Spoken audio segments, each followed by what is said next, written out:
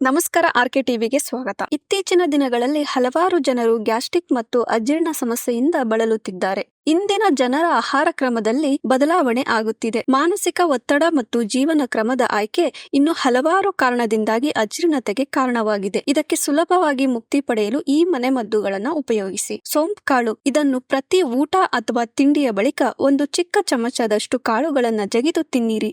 ಇದರಿಂದ ಜೀರ್ಣಕ್ರಿಯೆ ಸುಲಭಗೊಳ್ಳುತ್ತದೆ. ಇದು ಹೊಟ್ಟೆ ಉಬ್ಬರಿಕೆ ಆಗದಂತೆ ತಡೆಯುತ್ತದೆ. ಹಸಿ ಶುಂಠಿಯ ತುರಿಯನ್ನು 2 ಲೋಟ ಕುದಿ ನೀರಿಗೆ ಹಾಕಿ 10 ನಿಮಿಷ ಹಾಗೆ ಬಿಟ್ಟು ನಂತರ ನೀರನ್ನು ಸೋಸಿ ಅದಕ್ಕೆ ಸ್ವಲ್ಪ ಜೇನುತುಪ್ಪ ಅಥವಾ ಲಿಂಬೆ ರಸವನ್ನು ಬೆರೆಸಿ ಕುಡಿಯಿರಿ. ಇದರಿಂದ ಗ್ಯಾಸ್ಟ್ರಿಕ್ ಕಡಿಮೆ ಆಗುತ್ತದೆ. ಅಲ್ಲದೆ ನಿತ್ಯ ಆಹಾರದಲ್ಲಿ ಶುಂಠಿ ಬಳಕೆ ಮಾಡುವುದು ಒಳ್ಳೆಯದು. ಪ್ರತಿದಿನ ನಿಯಮಿತವಾಗಿ ಎಳನೀರನ್ನು ಕುಡಿಯುವುದರ ಮೂಲಕ ದೇಹದಲ್ಲಿ ಉತ್ತಮ ಪ್ರಮಾಣದ ನೀರಿನಾಂಶ ಸಮತೋಲನವನ್ನು ಕಾಪಾಡಿಕೊಳ್ಳುವುದು ಅಲ್ಲದೆ ಎಳೆನೀರಿನಲ್ಲಿರುವ ಎಲೆಕ್ಟ್ರೋಲೈಟ್ಗಳು ಜೀರ್ಣಕ್ರಿಯೆಗೆ ಸಹಕರಿಸುತ್ತದೆ. ಒಟ್ಟಾರೆ ಜೀರ್ಣಾಂಗ ವ್ಯವಸ್ಥೆಯ ಆರೋಗ್ಯವನ್ನು ಉತ್ತಮಗೊಳಿಸುತ್ತದೆ.